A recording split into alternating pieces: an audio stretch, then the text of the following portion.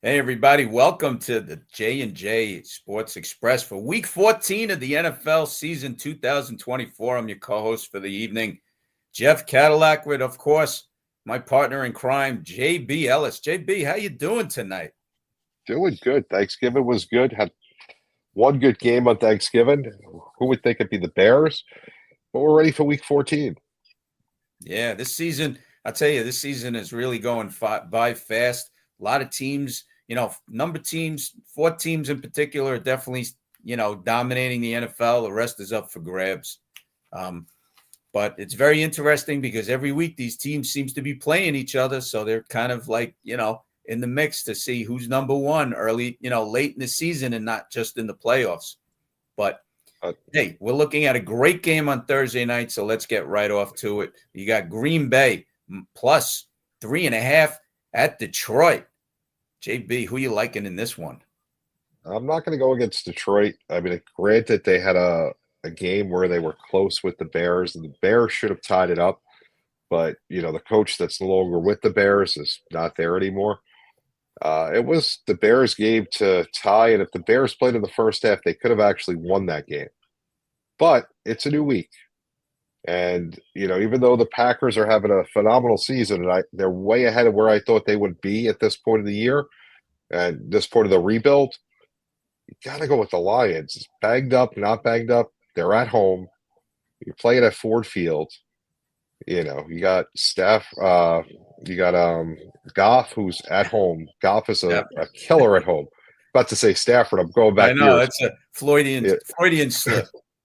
To me, that there was no reason to trade either one. I think if you have Stafford on this team, they do the same thing, and I think the Rams are the same with Goff. But for whatever reason, both these teams wanted to make that move a couple of years back, and I think Goff benefited from it, got out of the pressure of LA. But I like the Lions here. I think that they win by a touchdown. It's an important game because they have the one loss. Minnesota's got two, and Green Bay's got three. They lose this game, it creates a jumble where anything can happen for that home field advantage, and Philly's right behind them as well. So these games are becoming more and more important as time goes on because you want the playoffs to go through your building. You want to have that home field advantage. That's snow in Buffalo. Buffalo wants to have that when it comes time to play the Chiefs. The Lions want to have that indoor atmosphere when it comes time to play Philly with their fans there. So this is a huge game, and I got to go with them because they've done nothing but show all year why they're the number one team in the NFC. Well, I'll tell you something. I got to disagree with you on this one, and I'll tell you why. I like Green Bay in this game because a number of weeks ago, what happened? Detroit went to Green Bay. They basically blew them out. They were winning 24-3. Green Bay made a little bit of a comeback, got a touchdown, 2-point. I mean, it ended up and a field goal, ended up 24-14 at Green Bay. Green Bay is a tougher team than Chicago. I don't see them falling flat in this game. I like them to keep pace with the Lions. I think the Lions, to be honest with you, I don't see a sweep in this series. I really think the Packers are determined to really give the Lions a lot of trouble on Thursday night. One of the things that the Lions, I could say, is a area of deficiency is their secondary. They can be beat. They can be, Jordan Love has probably been watching a lot of film on the tendencies of the cornerbacks and the safeties and where they play. And from his experience, his personal experience, just playing against Detroit, whether it's been at Lambeau Field or, Ford Field in Detroit. So, both these teams have great running backs. They run very well. The Lions, we all know about Gibbs and Montgomery. They're like both bolts of lightning. Either one can get the job done. Packers have a better secondary than the Lions, and that's where Goff might, throw an interception during this game. And I'm thinking turnovers are going to be very big in this game. But I got to like the Packers in a close one. Maybe they win by a field goal. Maybe they lose by a field goal. But I like the Packers plus 3.5 in this game. Interesting. I mean, good to disagree. We'll find out just another day who's right. Okay, you got the So, Falcons plus 4.5 at the Vikings. You want me to start with this one? yeah, you can start. Okay. First of all, we all know Kirk Cousins is coming back to the Vikings at this game. This is the big matchup. He played 6 seasons with Minnesota. Big deal. He went to the playoffs 2 times in those 6 years. You know, what I don't like about Kirk Cousins, he may be a nice guy and everything, but he's an average quarterback with a hefty contract. Okay. Atlanta is basically handcuffed with this guy. They cannot bring Michael Penix in because of the contract. You're not going to have a guy who's got guaranteed $100 million holding a clipboard watching the game when, they could be winning, they could be losing, whatever. Now they're handcuffed with this guy. They can't even bring Michael Penix in unless Cousins unfortunately gets injured. The Vikings, listen, they're playing very well. I like the comeback they had against Arizona last week. They should have never been in that situation in the first place. That was my pick of the week last week. And I'll tell you this, even though I lost the pick of the week last week, still went 11-5 against the spread last week, which is another banner week. But Minnesota, they're going to run all over the Falcons. The Falcons last week, Kirk Cousins, 4 interceptions. They're still down by 4 points against the Chargers, who are another story completely being fakers that they are. But the Falcons are a faker. They're 6-6. They're holding on. They're thinking, oh, yeah, we got a shot at the NFC South. Big deal. So you get into the playoffs, you lose the first round because you're going to go on the road. Well, you may have a home game, but whoever comes in is definitely better than the Falcons, if whatever wild card, because it could be Green Bay or the Vikings or Washington. So let's face it, the Falcons are not that great. The Vikings, come on, they're going to bounce back because they're going to treat the last game as a loss, okay? Against Arizona, like I said, they should have never been in that situation. And the Vikings are number 1 in the NFL against the run. The Falcons like to run. Bijan Robinson, they're going to put it all on Kirk Cousins' shoulder. He's going to throw another couple interceptions, I think, in this game. Vikings are going to be waiting. I love the Vikings big in this game, later points. I'm trying to sit here and think of a reason to take the Falcons, and I'm really trying to. And they've showed me nothing all year as to why I'd want to take them against the Vikings. And now the Vikings have Daniel Jones on the practice squad, so that just boosts what they've done all year. Not really, but anyway. Sam Darnold's had a great year. He's done amazing things for a guy that nobody expected anything from. He wasn't supposed to be the starter. J.J. McCarthy got hurt preseason. Darnold came in and has done nothing but played spectacular for his capabilities. And you gotta love the Vikings here. Their receivers, Addison and Jefferson are phenomenal. Great job getting Aaron Jones. They put together a nice team. Their defense, like you said, number 1 against the run. The Falcons don't even know how to use Bijan Robinson, the bell cow back, and their backup, Algiers. They should have a Montgomery and Gibbs situation, and they don't, because both of those guys can run the ball. And then they have Drake London out of the at wide receiver and Pitts at tight end. 2 top talents, but their offense is stagnant and their defense isn't good enough. Yeah, they might win their division, but it's a bad division. They don't deserve anyone in the playoffs from that division. So, I'm going to take the Vikings, and I think it's going to be a double-digit victory in Minnesota. If this was in Atlanta, maybe they'd be able to keep it close, but still, I would take Minnesota all day. I agree. Seahawks at the Cardinals. Cardinals are -2.5. How you liking this one, JB? It's a great game. The Seahawks are in first place. They are on a roll. It's their division to take at this point. The 49ers are in disarray. Their biggest threat is actually who they're playing, the Cardinals. And, the Cardinals have done some great things this year. They've got ahead and won a lot of close games, which is a mark of a team that's good, winning 1-score games. But the Seahawks, there's just something about them. They, with this new coach, I just feel as though that they're playing to win. Sometimes teams just go out there and play hard. The Seahawks are playing to win. They don't always win, obviously. They're not the best team in football. Still question their coaching. A couple of weeks back, they had the ball at the goal line a couple of times. Instead of running the ball with Kenneth Walker, they threw and got picked off twice. I believe that was the Rams game where that happened. But I think overall, Geno Smith is a competent quarterback. He's not the best in the world. He's not a world beater, but he does just enough to keep you in the game. With the running back, Kenneth Walker, I kind of like the Seahawks here. Cardinals are a good team. I don't see them winning this game. Kyler Murray's having a nice year. Marvin Harrison Jr., not as good as I thought he would be to have a good year right now. Connor did well. He's done well all year, but I don't see them as being a real team. I would take the points and take the Seahawks. I got to disagree with you on this one. I'm not convinced about Seattle. Seattle's had a lot of red zone deficiencies and missed opportunities this season. They're just a red zone disaster. Plus, they barely beat the Jets last week. I mean, really, barely beating the Jets. They were down 21-7, and Leonard is it Robinson? I can't think of the last name. I But think so. yeah, the defensive end made an unbelievable play and returned the ball 92 yards. Now, if the Jets score a touchdown there, the game is basically over.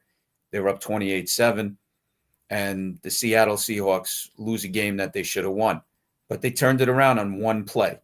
And the thing is that you're barely beaten. You have to come back against the Jets. That's terrible. Arizona, they're coming off the bounce back. Okay. They should have won that game against Minnesota. A few weeks ago in Seattle, it was one interception that basically turned the game away. Kyler Murray was looking for a lob pass. He lobbed it a little too high. It was returned by Kobe Bryant for a touchdown. You take away that touchdown, things change in that game. Arizona knows they had a golden opportunity there, and they had a golden opportunity last week. So that's two games right there that they're pissed off about. James Conner has just been nothing but spectacular. He's been running like a 22-year-old running back in this league.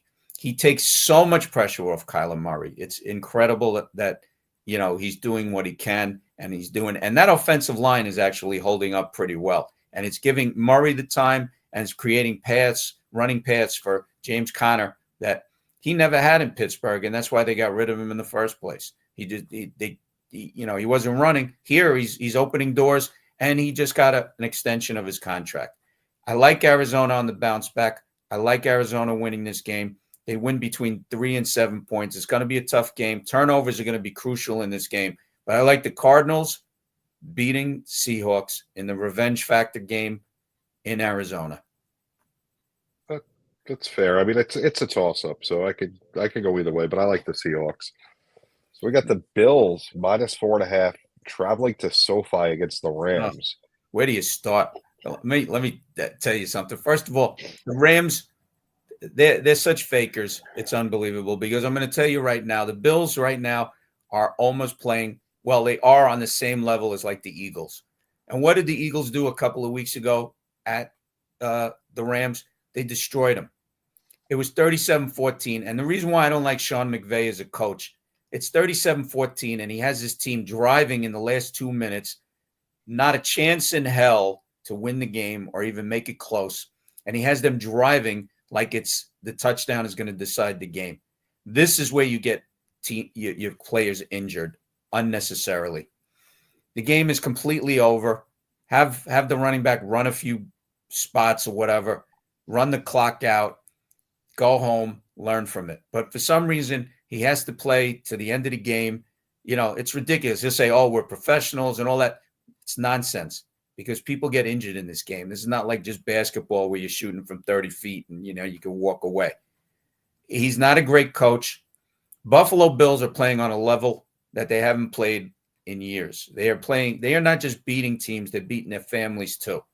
What they did in the snow against San Francisco on Sunday night is, so San Francisco's a little depleted. They still had their they had their quarterback, they had Deebo Samuel. They still got a lot of stars on this team, but San Francisco is completely underperforming.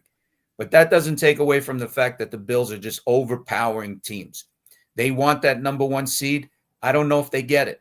I really don't, because Kansas City, as we have seen, has found a way to win no matter what, because Superman still wears a 15, red 15 jersey and lives in Kansas City. But Buffalo, this game, come on. They're going to go in. It's going to be a situation. I mean, who's stopping Josh Allen at this point? He's running the ball well. He's not turning the ball over. He's got 5 interceptions with 20 passing TDs. The running game is unstoppable for Buffalo. And when you play Buffalo, you have to have a spotter against Josh Allen. A lot of teams can't afford that one player. The Rams are one of them. They couldn't stop Philadelphia with Jalen Hurts and Saquon Barkley. So how are they going to stop Josh Allen and Cook? This game it's going to be over at halftime. It'll be like one of those 24-3 situations, and they will coast to a nice victory here. The Rams, they have some nice players, but when it comes to beating good teams, they do not beat anybody. They beat all the crap teams. Their record is like 6-6. They're going nowhere. They haven't beat they lose to all the playoff teams and Chicago. So I like the Bills. This might be another 37-20, 37-14 game for the Bills. I mean, you look at what Buffalo has done throughout this year with the injuries that they've had. Coleman is out. Their tight end is out. Knox is playing. They're unstoppable. They're on a mission. I remember before the season, everyone said the Bills are done. They lost Diggs. That's not the case. Cook is running the ball really well. You may not have, but the majority of people said that the Bills were done. They're running the ball really well with James Cook. He did a marvelous job in the snow last week. They basically ran the ball down San Francisco's throat and then threw the ball without a problem in the snow. And now they're going to be playing on turf indoors against the Rams team that's not very good. They're not the worst in the league by far, but they're like not middle a good of the team. road. Middle of the road. Yeah, at best, middle of the road. And that's, And one more point I want to make about the Rams. They barely beat New Orleans last week. Yeah. It was another crappy team.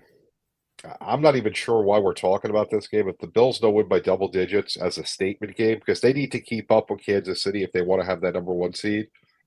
So they can't look past the Rams. They just have to be business as usual. And I'm seeing a double-digit victory.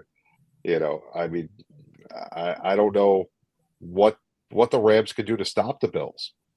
They don't have the same talent level. Kieran Williams is great at running back, but he's not going to be able to carry the team on his shoulders. Nakua, a Cup, got to get him the ball, and they're not going to score that many points on Buffalo. Their offense isn't explosive enough to keep up with Buffalo. They couldn't. I just don't see it. This is like a mirror game of the game against Philly. They couldn't keep up with Philly. From the gate, everything looks good. Oh, Rams got a shot. No. The Buffalo Bills are on the same level as the Philadelphia Eagles right now, and this is going to be another slap down for the Rams. Yeah, I got to agree with you on that. Monday Night Football. Interesting Sunday game. night. This is Sunday night. Sunday Night Football.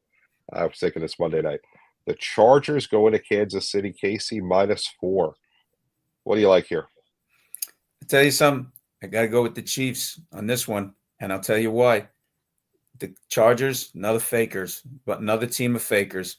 You're going into Atlanta, and you only score 1 offensive touchdown and a field goal against a guy who threw you 4 interceptions. I mean, they had a pick, you got the pick 6. You win by 4 against a lousy Atlanta team. I mean, come on.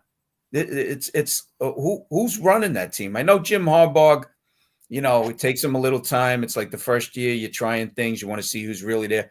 But the defense for the Chargers is overrated. Okay? They disappear. They should have beat Atlanta by like at least 3 touchdowns. And they're lucky to beat them by 4 points. At the end of that game last week, had Kirk Cousins not thrown his 4th interception, there's a possibility that Atlanta could have won the game because he threw that interception in the end zone. And, it's ridiculous. I mean, where are the Chargers? They should be stomping all over people. They got talent all over. But I will tell you this. The Chargers without J.K. Dobbins is a different team. He is out and Gus Edwards is in. Together, they are very good. J.K. Dobbins, I would take by himself, but Gus Edwards is not the same running back, and he will not get the same kind of yardage that Dobbins gets. And right now, that's a deficiency problem with the Chargers. If you saw in the game, he did not get the kind of yards. Two different types of runners. They complement each other when they're in there, but alone, you got defenses that are going to gang up. And the Chiefs happen to be very good against the run. That's the problem that Chargers are going to have. If Herbert knows he has to win this game by himself, he's not going to win it. The Chiefs, hey, I was probably the only one in America or the world that picked Las Vegas plus 13 last week. I loved them. Kansas City is winning ugly, okay? But they are winning, okay? The record is what it is. It's 11-1. They are winning. They are winning ugly. They're terrible against the spread. But so what? It means nothing. This is a game the Chiefs are going to win by at least 7 points. They're going to cover the spread. The drought is going to be over. Their offense is going well. They need to tweak a few things on defense. And the Chargers are overrated. I really think that. They're if you look at their schedule again, they lost to Baltimore. They've lost to Kansas City already. They lose to all the playoff teams. They beat up the crappy teams. They almost lost. They should have lost against Cincinnati after leading 27-6 on Sunday night. I mean, who are we kidding? They're not that great. You got Khalil Mack and Joey Bosa. You want to know something? They're overrated. They're not doing the job. This defense should be overpowering, but they have a high rating on defense because they're kicking the butts of crappy teams. So it evens out. And against the good teams, they give up tons of yardage and tons of touchdowns. Mahomes, they're going to get that running game going this week. Sunday night's going to be a game, but I see the Chiefs winning by at least 7 or 10 points. Listen, I like what the Chargers have done this year because they won a lot of games that they wouldn't usually win. Sunday was another example. They would have found a way to blow that game on a regular basis last year and years before. But this isn't Atlanta that they're playing this week. They're playing the Chiefs. And as I said with Buffalo, certain teams have to do certain things because they want to have what they want to have. Not a knock against Harbaugh, not a knock against the Chargers. They're not there yet. Couple of years, if they get the right people in there, they may have a dominant team. They have a great coach. They have a really good quarterback. Not Mahomes, but Herbert's pretty good. I would put him in the top 10 league-wide. They have the loss of Dobbins is a big loss. Like you said, him and Edwards were great together. Separately, it hurts the chemistry of it. The passing game, they don't have a dominant receiver. They got McConkey, who's a great possession receiver. They got, some speed in some of the receiver positions. But overall, the Chiefs are the better team. That's not a knock on the Chargers. It's part of evolving. If you look where the Chargers were last year, this year, if I told you last year this is where you'd be in week 14, Charger fans, I'm sure, would be very happy. But it's not going to be your week this week, Charger fans. Sunday night, you're not going to walk out of there and say, we beat the Chiefs or we covered a 4-point spread. You're going to get beat by probably 11, 12, 14 points. The Chiefs need to win this game. You're playing on the road. Kansas City's a little bit cold this time of year. It's not indoors in LA, and you're without your big back that can run up the middle and take some of the pressure off Herbert. It's not looking good for the Chargers. Great things that they've done this year, and I'm sure Harbaugh will come up with some sort of scheme to make it interesting, but you're comparing Mahomes, who finds a way to win and manufactures offense when he's without receivers, versus the Chargers that are learning how to win, and they're winning games that you wouldn't usually, as I said earlier. So they've come a long way, but they're not there yet. The Chiefs don't need to cover every week. They're good enough that they toy with teams. They win and they move on. They let funny thing, they let teams, J.B., they let teams think that they have a chance of knocking off the champion. Yeah. And you know what? Vegas last week missed 3 field goals. You add those 3 field goals to that game, you have a different game. Vegas maybe even sneaks out with a win, and that's their season. You see, every team is giving Kansas City their best, trying to knock them off, but they can't. Yep. It's like Ali. Everybody's coming against him, and he's still, he's doing the rope-a-dope, and that's what the Kansas City's doing, and they're going like crazy, and they're going, come on, Show me your best. You still can't beat me. I'm not going down.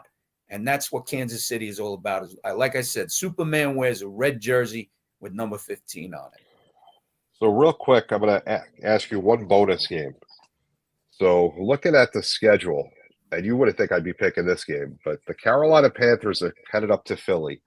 They're getting 12.5 points. They've been on fire the last few weeks. They haven't been winning many games, but they've been playing close games and playing tough football.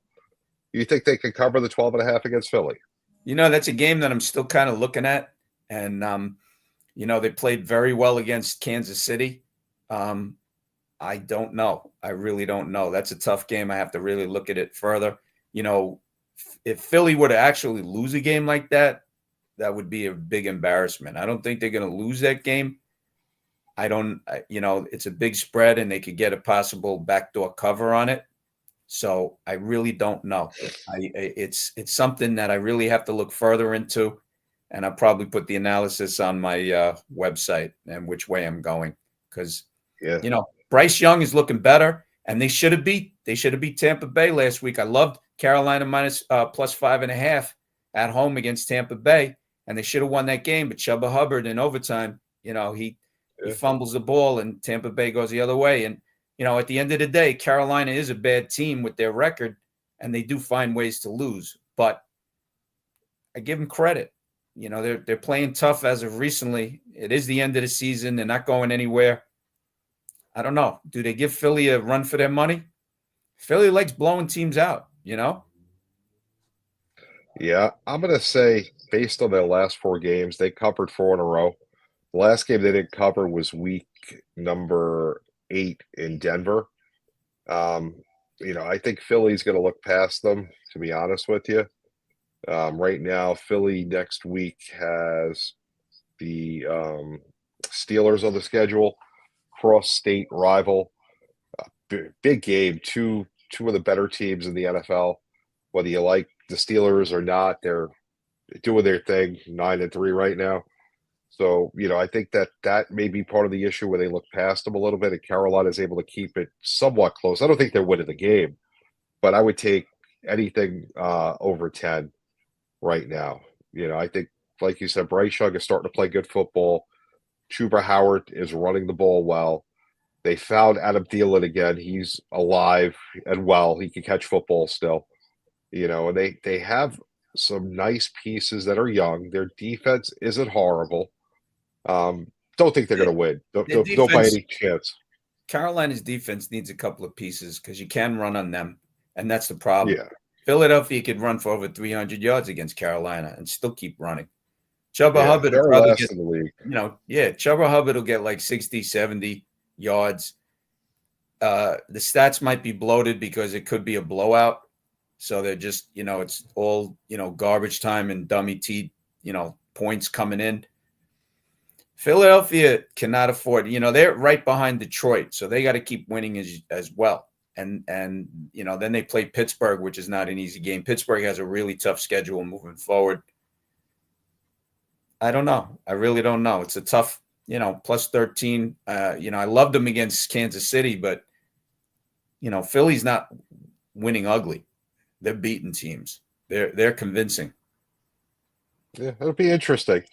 We'll definitely see. I mean, like I said, the only reason I'm back in Carolina in this game is 4 straight games where they've covered or won. And that's not easy to do, especially with a bad team. You have slip-ups and you just, you get blown out. They haven't gotten blown out in 5 weeks since Denver. So that's happens, impressive. In the course of a season, it happens. Definitely. So where can people find you? You can find me at jeffcadillac.com. You can find me on Twitter at jeffcadillac1.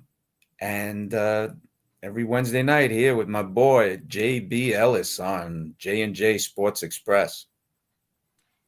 J.B. _ the program on X. SidelineSportsNet.com. The website, as you see, scrolling across the bottom. Also, JeffCadillac.com is Jeff's website.